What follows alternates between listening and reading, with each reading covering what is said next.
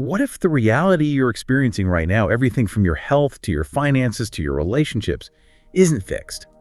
What if the power to fundamentally change it, to heal your body, transform your life, and manifest your deepest desires isn't some elusive force you have to chase, but something vibrant and alive, pulsating within you this very second? That's a powerful invitation, isn't it? And it really gets right to the heart of this deep dive we're doing today. Yeah. We're exploring techniques that deliberately blend, ancient wisdom about energy and consciousness with insights from modern science, neuroscience, quantum physics, to reveal and really unlock that potential that's already within you. So our mission today is to unpack one core approach, right? How specific meditation practices can help you consciously work with your body's own energetic system to become, well, a deliberate creator of your future. Exactly. Let's start with the fundamental premise. Yeah. This transformative work is built on the understanding that within your body are specific energy centers. Okay, energy centers. Yeah, and this isn't just like spiritual metaphor.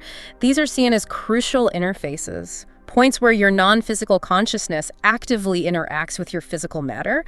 Think of them as hubs of energy that influence your entire being, your physical health, your emotional landscape, your mental clarity, and your connection to something larger. And these centers, they're often spoken of in traditions stretching back millennia, right? Usually pictured along the spine. Precisely. Typically recognized as 7 main points aligned vertically from the base of the spine up through the head. Got it. And a critical insight here, I think, is that much of our everyday reality is shaped by the lower energy centers. These are deeply wired into survival instincts. Survival, like fight or flight. Exactly. They're associated with emotions like fear, anger, shame, guilt, the feelings that keep us rooted in the past and reacting to our environment rather than creating from intention. Yeah. So if you're consistently feeling anxious, maybe frustrated, or just stuck, you're likely operating primarily from those lower energetic states. And that frequency kind of becomes your reality. You've got it. The key to transformation, then, is learning to consciously move beyond the energetic signatures of survival. It's about cultivating elevated states of being, emotions like love, gratitude, joy, appreciation, wholeness. Okay, elevated emotions. Yeah, these elevated emotions aren't just nice to feel. They carry a fundamentally different frequency. And that's essential for accessing higher consciousness and signaling a new future to your body and the field around you. This sounds like where a specific technique comes in. You mentioned the blessing of the energy centers. Yes.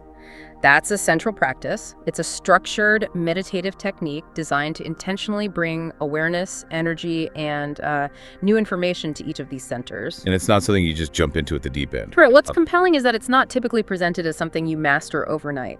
It's usually taught as a progressive practice, building layer upon layer. Like learning scales before you play a symphony. Kind of like that, yeah. Think of it like learning a new language or a complex instrument starting sequentially is really important. And there's a reason for that gradual approach. Yeah. Something about the nervous system. Absolutely. Trying to force a massive energetic shift too quickly can actually be quite overwhelming for your nervous system. It needs time to adapt to integrate these changes. Okay. You are, in essence, awakening and rerouting energy that might be dormant or maybe stuck in old patterns or even stored emotional trauma from the past. And so the guided practice acts like a map. It does. You begin by simply resting your awareness in the space of each specific center. Starting low. Yes, starting right at the base. The root center connected to grounding, survival, that's the perineum, the area of the sexual glands. Then you move up slightly below the navel, the center often linked to creation, relationships. Okay. Then up to the solar plexus, right in the gut associated with personal power, moving up again to the heart center. This is often seen as the bridge between the lower and higher centers, the seat of love, connection, compassion. The heart. Well, Then the throat, communication, truth, expression. After that, a center in the head, often called the third eye region, between the back of the throat and back of the head, connected to intuition, insight. right. And finally, the crown center at the very top of the head, and sometimes even the space above the head, which is seen as your connection to universal consciousness or the quantum field. And for each point, you're not just thinking about the location. No, not just the physical spot. You become aware of the energetic space it occupies, both inside your body and sort of around that area, feeling into the space itself. Okay, I think I follow. Awareness in the space, And then comes the blessing part. Exactly. That's the core action. Blessing that center with new information and a corresponding elevated emotion. New information. What does that mean exactly? It's essentially the blueprint, the new program you want to install. Concepts like wholeness, order, coherence, freedom, gratitude, truth, purpose, love, abundance, these kinds of expansive ideas. But it's not just thinking the word wholeness. Absolutely not. That's critical. It can't just be an intellectual concept. You have to pair that information with a genuine feeling, an elevated emotion like deep gratitude or expansive love or profound appreciation or the feeling of freedom. So it's not just thinking love at your heart center. Yeah. You're actively feeling that deep, expansive love in that center, letting your body respond to this new signal from your mind. That's precisely it. You are literally marrying a clear intention, the information, with an elevated emotion, the energy. You're teaching your body emotionally what that future feels like. And by doing that for each center, Yeah. focusing attention, bringing in this new frequency, this elevated energy, what's happening? You're doing something profound. You are signaling the matter in that area, the cells, the tissues, the chemistry to entrain, to resonate with this new frequency. You are, in a sense, lifting everything in that center to a new mind-body connection. So you're freeing the body from the old patterns. Yes. Freeing it from the energetic patterns and the stored emotions of the past that keep it vibrating in limitation, in survival. And this process literally opens the door energetically to a new future. Wow. And after you've brought that coherence, that energy to each center, what happens then? Is there a final step? Yes, there's a moment of letting go, of surrender. Surrender. You release this coherent energy signature, your focused intention now coupled with that elevated emotion. You release it not just into the room around you, but into what you might call a greater field of intelligence, the quantum field of possibility. So you trust that something larger takes over. You trust that this field, this universal consciousness, this intelligence, knows how to organize events, synchronicities, opportunities in a way that is perfect for you, that aligns with the signal you just sent. It's like placing your order with the universe, having done your part to create the signal. Okay, that's a fascinating practice. So let's broaden the view a bit. How does this specific technique, the blessing of the centers, tie into the bigger picture of personal growth, and especially for you listening, manifestation? Well, you could say it's the engine.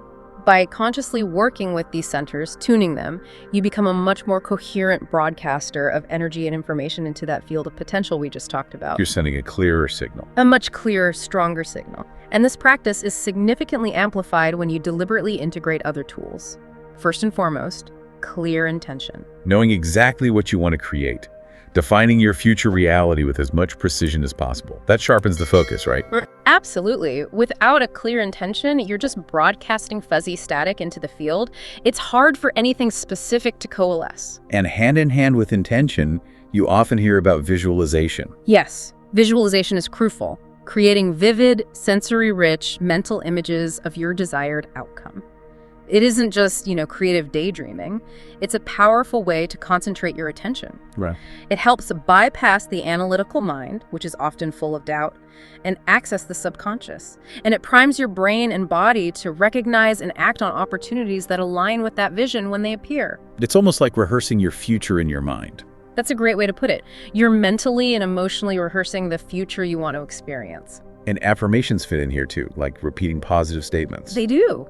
Using positive affirmations, simple, powerful statements in the present tense like, I am healthy and whole, or abundance flows to me effortlessly, can really reinforce that visualization.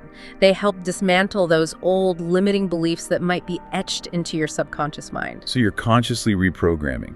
Exactly. And other supportive practices like mindful breath work, that's huge for calming the nervous system, allowing energy to flow more freely and mindfully. And things like body scans help you become more aware of where energy might be blocked or where you're holding tension so you can consciously release it. So these aren't just little add-ons, they actually enhance your ability to do the core energy work. They enhance your ability to be present, focused, and work with the energy directly. None of the deep work with the centers or the supportive techniques, none of it yields lasting results without consistency, I imagine. That really is the non-negotiable key. Establishing a regular routine, making this practice a true priority in your life, and cultivating the self-discipline, the self-control to show up even when you don't necessarily feel like it.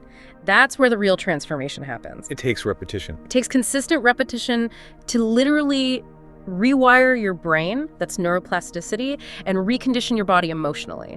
Aiming for at least, say, 20 minutes daily is often a good starting point to really build momentum. You mentioned earlier blending ancient wisdom with modern science. Let's talk about that bridge. How does working with these energy centers actually connect to concepts from, say, neuroscience or quantum physics? Right. This is where it gets truly fascinating, I think. The work often introduces the concept of mind-body coherence. Coherence, meaning alignment. Sort of, yeah. Think of your brain and your heart as two primary generators of electromagnetic fields in your body. When your thoughts, primarily in the brain, and your emotions, felt throughout the body, but especially powerful from the heart, when they're out of sync. Like thinking one thing but feeling stressed or anxious. Exactly. Or just cycling through chaotic survival emotions, fear, frustration, resentment. When that's happening, those electromagnetic fields are incoherent, they're messy, disorganized. Like static on a radio signal. That's a perfect analogy. Right. But when your thoughts and feelings align, especially when you're consciously holding an elevated emotion like gratitude or appreciation, paired with a clear intention, your brain waves and heart rhythms become highly organized, harmonious, they become coherent. And this is something you can actually measure. Yes, absolutely. This isn't theoretical. It's measurable with technologies like EEG for brain waves and EKG or HRV for heart rhythms. You can see the shift into coherence. Wow. Okay, so you're creating this organized, powerful internal state. What does that do? Well, when you're in this coherent state, you become a more powerful signal broadcaster into the quantum field. The quantum field. That sounds big. It is. Quantum physics suggests that at the most fundamental level, reality exists as this field of pure potential, a sort of superposition of all possibilities until it's observed. And we, the individuals, are the observers. We are an observer, yes. But when you are coherent with your mind, intention, and body, elevated emotion aligned, you become an empowered observer. Okay, what's the difference? You're no longer just passively observing reality based on your old programming and therefore perpetuating your past. Instead, you're sending a clear, strong, coherent signal into the field. This increases your ability, theoretically, to collapse potentials, to choose possibilities from that field that match your internal frequency, your coherent signal, and draw them into your physical experience. So you're consciously broadcasting the energy signature of the future you want. That's the idea. You're moving from cause and effect, being a victim of circumstances, to causing an effect. And the neuroscience backs this up. The brain changing. It does, through the concept of neuroplasticity. Your brain is constantly rewiring itself based on what you focus on, what you feel, what you repeat. So every time you do this practice. Every time you focus your attention on these centers, feel an elevated emotion, and run that new energy signature, you are strengthening the neural pathways associated with that new state of being. And simultaneously, you're pruning away, weakening the neural networks linked to the old survival patterns. You're literally building the brain circuitry for your new future. You are literally building the neurological and emotional architecture for your new future. You're changing your brain and reconditioning your body to match a new mind, a new state of being. It connects back to something you touched on. This idea that matter itself isn't really solid. Right, it's mind-bending, but if you zoom way in on the atoms that make up everything the chair you're sitting on, the air, they aren't solid little balls like we imagine. They're mostly empty space. Empty space. Vast amounts of empty space. And that space isn't just empty, it's vibrating with pure energy and frequency, potential, information. So fundamentally, we're energy. Right down to your core, you are far less physical matter and much more vibrating energy and information. And if you trace those atoms back even further, their origins, Where'd it come from? they were forged in the heart of ancient stars billions of years ago. You are, quite literally, made of star stuff. Vibrating energy that has existed across cosmic timescales. Wow. That kind of puts things in perspective. It really does, doesn't it? And it reinforces this profound idea that we are inherently connected to this universal field of energy and information, and that the potential to influence it, to shape reality, isn't some external magic trick, but is actually encoded within our very being, within our energy and consciousness. Okay, so for you listening right now, maybe drawn to this idea of manifestation, wanting to take more control of your life, what's the real takeaway here? Why does all this matter for you? I think it means that the power you might be looking for the ability to create profound change, it isn't outside of you waiting to be found or granted. It's already within you right now, waiting to be activated and directed. It's an inside job. It's absolutely an inside job. By understanding and consciously working with your body's energy centers through practices like the blessing we discussed, by getting crystal clear on your intention, by seeing your vision, by cultivating those elevated emotions daily, and crucially, by committing to consistency, you're learning a tangible, actionable method. A method to unlock that inherent capacity. Yeah, exactly. You are learning how to become a coherent, powerful broadcaster into that field of all possibility. You're learning how to generate the energetic signature that is capable of drawing your desired future towards you. So it's really about shifting from being maybe a passive recipient of your circumstances to becoming an active architect of your destiny. Well said. It's shifting from being caused by your environment, your past, your body's conditioning, to being the cause of a new environment, a new future. Okay.